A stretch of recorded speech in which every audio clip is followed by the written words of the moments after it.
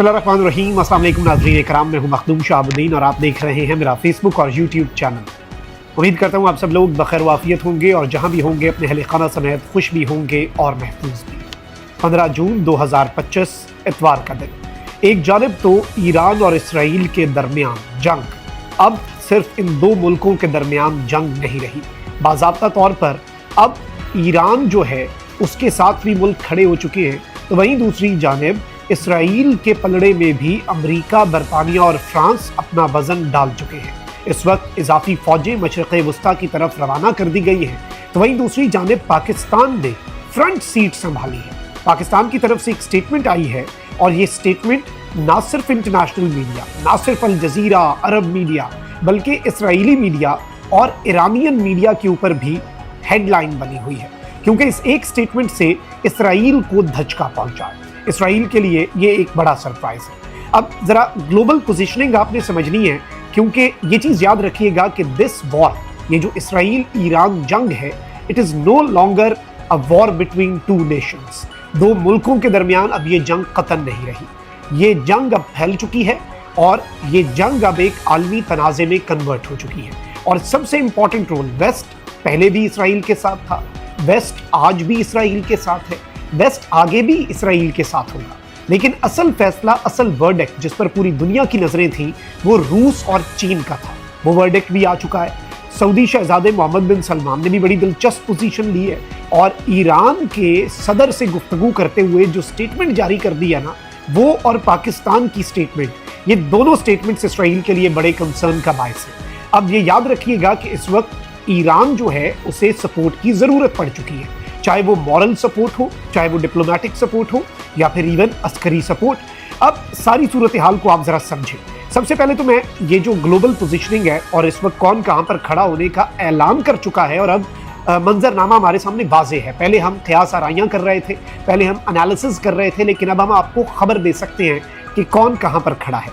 लेकिन उससे पहले जो तबाहकुन रात है, तीसरी रात, इस रात एक तरफ तो दोनों मुमालिक जो है उन्होंने कुछ अटैक्स के दावे किए, ऑल्दो इसराइल जो है उसके ऊपर ईरान की तरफ से एक मरतबा फिर तीसरी रात 2 से 3 वेव्स हैं अटैक्स की, चाहे वो ड्रोन्स हो, चाहे वो हाइब्रिड ड्रोन्स हो, चाहे वो बैलिस्टिक मिसाइल्स हो, चाहे वो मुबैना तौर पर हाइपरसोनिक खैबर शिकन मिसाइल का इस्तेमाल हो। और बाय द वे मैं आपको ये बता दूं कि एक तरफ ईरान जो है उसके अंदर इसराइली एजेंट्स की बात हो रही थी और ईरान के अंदर ये चल रहा था कि जी इसराइली एजेंट्स 5 पकड़ लिए, तो अब ईरान की इंटेलिजेंस भी एक्टिव हुई है और इसराइल ने द टाइम्स ऑफ इसराइल और जेरूसलम पोस्ट, ये दोनों इसराइल के अपने न्यूज़ चैनल्स हैं, इन दोनों ने ये रिपोर्ट किया है कि 2 Israelis arrested for colluding with Iran. अब इन्होंने सिक्योरिटी ऑफेंस जो है वो किया है और इन्होंने नेशनल सिक्योरिटी को कॉम्प्रोमाइज़ किया है और ईरान के लिए जासूसी करने वाले 2 इसराइली जो हैं उन्हें गिरफ्तार कर लिया गया है। अब ये एक बड़ी खबर है, क्योंकि कहा यह जा रहा था कि जी ईरान का तो इसराइल के अंदर इंटेलिजेंस का कोई नेटवर्क ही नहीं है, ऑल्दो अब उस दावे की भी नफी हो गई। वहीं दूसरी जानिब ईरानियन सिक्योरिटी ऑफिशियल जो हैं उन्होंने अल जजीरा को ये बताया है कि जी we are ready for a prolonged war, हम एक बहुत लंबी जंग के लिए तैयार हैं और हम इंक्रीज करेंगे अपने अटैक्स को, हम अपने अटैक्स बढ़ाएंगे। डोनाल्ड ट्रंप जो कहता है ना कि अमेरिकन टैक्स पेयर का पैसा झोंक रहे हैं ईरान, वो रूस यूक्रेन जंग के अंदर, और जो बाइडन तो इडियट था, तो इन्होंने टॉन्ट भी किया। इन्होंने कहा ज़रा फिर हम तो तैयार हैं लंबी जंग के लिए, प्रोलॉन्ग्ड वॉर के लिए, लेकिन ज़रा ट्रंप देख ले कि वो टैक्स पेयर का पैसा इसके ऊपर ज़ाया करना चाहता है या नहीं, क्योंकि पैसा ज़ाया होगा। वहीं दूसरी जानिब इसराइली एक्शंस अगर कंटिन्यू होते हैं तो ईरान के रेवोल्यूशनरी गार्ड्स जो हैं, स्काई न्यूज़ के मुताबिक उन्होंने ये कहा है कि हम हैवियर और एक्सटेंसिव अटैक्स जो हैं वो इसराइल के ऊपर कैरी आउट करेंगे। बाय द वे ईरान का जो अटैक है उसके नतीजे में यरूशलेम में धमाके हुए, जेरूसलम के अलावा तल अवीव जो है वहाँ पर धमाकों की तलात आई। फिर इसके साथ ही साथ जो एनर्जी सप्लाई सेंटर्स हैं इसराइल के अंदर, उसके हवाले से इन्होंने कहा है कि जी हमने उन्हें निशाना बनाया है, क्योंकि एक तरफ तेहरान के करीब ऑयल डिपो तबाह हुआ तो दूसरी तरफ हाइफा के अंदर जो इसराइल का शहर है, ऑयल रिफाइनरी, इन दोनों को टारगेट किया गया दोनों मुल्कों की अफवाज की तरफ से।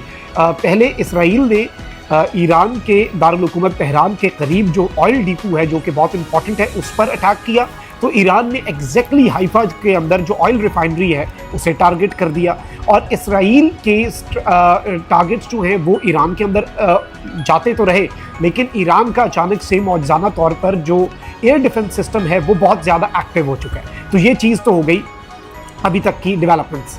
अब जरा आ जाते हैं ग्लोबल पोजीशनिंग और जो मैंने अहम तरीन नुकात आपके सामने रखने हैं। सबसे पहले तो इराक जो है उसने अमेरिका को कह दिया है कि आप इसराइली एयरक्राफ्ट हमारी एयर स्पेस को इस्तेमाल करके ईरान पर अटैक कर रहे हैं, उसे रोकें।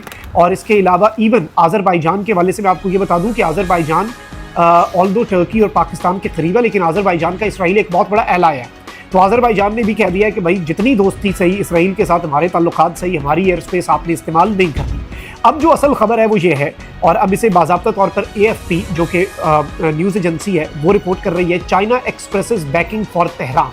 चाइना ने कह दिया है कि हम तेहरान के पीछे खड़े हैं और हम इसराइल की जो एयर स्ट्राइक्स हैं हम उनके खिलाफ हैं। चाइना के फॉरेन मिनिस्टर जो हैं उन्होंने ये गुफ्तगू सिर्फ ईरान के वज़ीर ख़ारजा से बात करते हुए नहीं की, उन्होंने इसराइल के वज़ीर ख़ारजा को भी कॉल की, चाइना के वज़ीर ख़ारजा ने, और चाइना के वज़ीर ख़ारजा ने कॉल की ईरान के वज़ीर ख़ारजा को भी, और उसके बाद चाइना के वज़ीर ख़ारजा की तरफ से ये स्टेटमेंट जारी हुई है। और इसके अंदर मैं आपको ये बता दूं कि ईरान के जो वज़ीर ख़ारजा हैं उन्हें चाइना ने ये बताया कि जी हम आपके साथ खड़े हैं और हम इसराइल के ख़िलाफ़ हैं, और आपकी जो लेजिटिमेट राइट्स हैं ना, आप ख़ित्ते के अंदर उन्हें प्रोटेक्ट कर रहे हैं, आप उसे डिफेंड कर रहे हैं, वी आर विद यू। और साथ ही साथ इसराइल के वज़ीर ख़ारजा को कॉल करके कहा कि भाई हम आपकी स्ट्राइक्स के खिलाफ, आपकी स्ट्राइक्स जो हैं वो यूनिलैटरल हैं। अच्छा, वहीं दूसरी जानिब जो व्लादिमीर पुतिन है उसकी गुफ्तगू हुई है डोनाल्ड ट्रंप के साथ। डोनाल्ड ट्रंप ने उस गुफ्तगू के बाद कहा है कि पुतिन और मैं दोनों सीज़ फायर चाहते हैं, जंगबंदी चाहते हैं, लेकिन व्लादिमीर पुतिन जो है वो तपा है। और व्लादिमीर पुतिन जो है क्रेमलिन का जो फॉरेन पॉलिसी का तर्जुमान है यूरी उश्कोव, उसने नाज़रीन इकराम रशियन न्यूज़ एजेंसीज़ को ये स्टेटमेंट दिया है कि व्लादिमीर पुतिन ने ट्रंप से गुफ्तगू करके इसराइल के अटैक्स के खिलाफ बहुत शिद्दत से एहतजाज किया, और उसने कहा कि ये कर क्या रहे हो और ये हो क्या रहा है। और इस सब के अंदर ये बाज़ाब्ता तौर पर जो स्टेटमेंट है ये इसराइल के लिए सरप्राइज़ है कि भाई दो मुल्क इस खित्ते के अंदर, अमेरिका इस खित्ते में मौजूद नहीं है, अमेरिका मुख्तलिफ ममालिक के अंदर अपने बेसिस बनाकर है, अमेरिका बहुत दूर है। इस खित्ते के अंदर बड़ी ताकतें रूस भी है और चीन भी है, और ये दोनों बड़ी ताकतें जो हैं ये अपना वजन किसके पलड़े में डाल चुकी हैं जी, ईरान के। वहीं दूसरी जानिब आपको पता है कि ब्रिटिश प्राइम मिनिस्टर ये कह चुके हैं कि हमारी रॉयल एयरफोर्स के जेट्स जो हैं वो अब मिडल ईस्ट जा रहे हैं, और मिडल ईस्ट के अंदर अब ये अपनी डिप्लॉयमेंट बढ़ाएंगे। अमेरिका इस वक्त अपनी आपको हाई अलर्ट पे लेके जा रहा है, क्योंकि इन मुल्कों ने ये कह दिया हुआ है कि हम इसराइल का दिफा करेंगे, इसराइल पर ईरानियन अटैक्स को हम नाकाम बनाएंगे। ईरान ने कह दिया कि आपने अगर इस मामले के अंदर पड़े और आपने हमारे अटैक्स को नाकाम बनाने में इसराइल की मदद की तो हम आप पर स्ट्राइक करेंगे। अमेरिका के बेसिस ईरान ने लॉक किए हुए हैं ऑलरेडी। अब एक और बड़ी दिलचस्प चीज़ हुई है नाज़रीन इकराम, इमरजेंसी एक्शन मैसेज जो है EAM एनक्रिप्टेड, यानी वो आप नहीं पढ़ सकते, उसमें कोडेड है, लेकिन वो US एयरफोर्स के high frequency global communication system HFGCS के जरिए 246 करैक्टर्स पर मुश्तमिल अमेरिका की तरफ से इमरजेंसी एक्शन मैसेज भी जारी किया गया। अब इसे भी इक्वेशन में डालें तो आपको बहुत कुछ समझ आ जाएगी।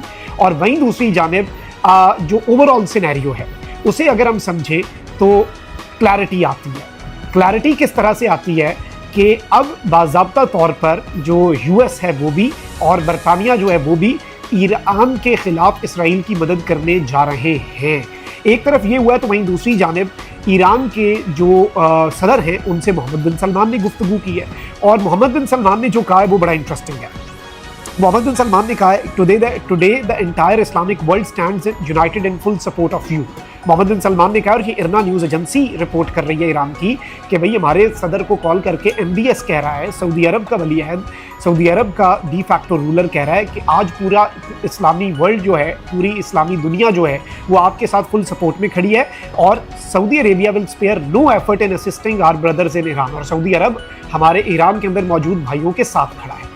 अब यहाँ पर आती है अल जज़ीरा इंग्लिश की एक खबर। अल जज़ीरा इंग्लिश ने नाज़रीन इकराम पाकिस्तान की एक स्टेटमेंट जो है और पाकिस्तान की तरफ से ऑफिशियल स्टांस जो है वो इस वक्त बहुत बड़ी हेडलाइन बनाकर पेश किया है, और वो क्या है, if Muslim nations don't unite now each of them will face the same fate. Pakistan ने ये कह दिया कि अगर आज आलम इस्लाम इकट्ठा नहीं होता, अलग अलग रहते हैं, तो हर मुल्क का यही जो अल्टीमेट नतीजा होगा जो आज ईरान के साथ हो रहा है। अब ये एक बहुत बड़ी स्टेटमेंट है, और ईरान की फुल सपोर्ट की है पाकिस्तान ने, ये बड़ी खबर नहीं है। बड़ी खबर यह है कि पाकिस्तान ने कहा है कि Muslim unity against Israel is needed, और ये अल जजीरा से लेकर तमाम इंटरनेशनल मीडिया आउटलेट्स ने रिपोर्ट कर दिया है। तो पाकिस्तान इस सारे तनाज़े के अंदर ड्राइविंग सीट पे आता जा रहा है, और अरब ममालिक जो है वो भी हमारे लिए तो ये सरप्राइज है, लेकिन वो एक बहुत ही डिफरेंट पोजीशन, जो इससे पहले वो इस तरह की पोजीशन नहीं लेते, वो पोजीशन भी ले चुके हैं। So things are taking very interesting turns. Developing story, attacks दोनों तरफ से जारी है, लेकिन ग्लोबल पोजीशनिंग आपको समझ आ गई होगी कि कौन कहां पर खड़ा है। एंड मार्क माई वर्ड्स, ये तनाज़ा अब सिर्फ दो मुल्कों का तनाज़ा नहीं है। अल्लाह निगहबान, पाकिस्तान जिंदाबाद।